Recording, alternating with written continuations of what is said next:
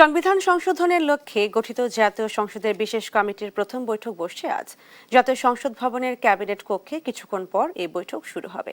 বিরোধী দল যোগ না দেওয়ায় 12 সদস্য নিয়ে শুরু হচ্ছে কমিটির কার্যক্রম। সংবিধান সংশোধন কমিটি কিভাবে কাজ করবে, কত দিনের মধ্যে প্রতিবেদন দেবে, এগুলো এখনো চূড়ান্ত হয়নি।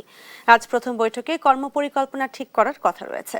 প্রথম বৈঠকে সদস্যদের পরিচিতি ও পরবর্তী বৈঠকের আলোকসূচি নির্ধারণ করা হতে পারে। দ্বিতীয় বৈঠক থেকে সংবিধান সংশোধনের নানা বিষয়ে কার্যকর আলোচনা শুরু হবে বলে জানিয়েছে সংসদ সচিবালয় সূত্র।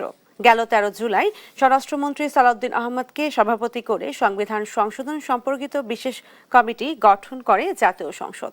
বৈঠকে বসার আগে কমিটির সদস্য অ্যাডভোকেট জয়নাল আবেদিন সাংবাদিকদের জানান, বিরোধী দলের সদস্যদের যে কোনো সময় কমিটিতে যোগ দিতে পারবেন।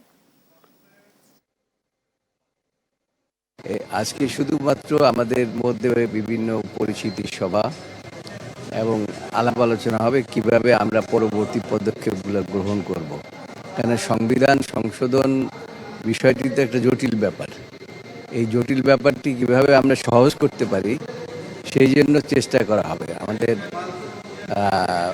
আজকে সদস্যরা বসবেন, তাদের মধ্যে আলাপ আলোচনা হবে এবং প্রত্যেকেই প্রত্যেকের মতামত দেবেন।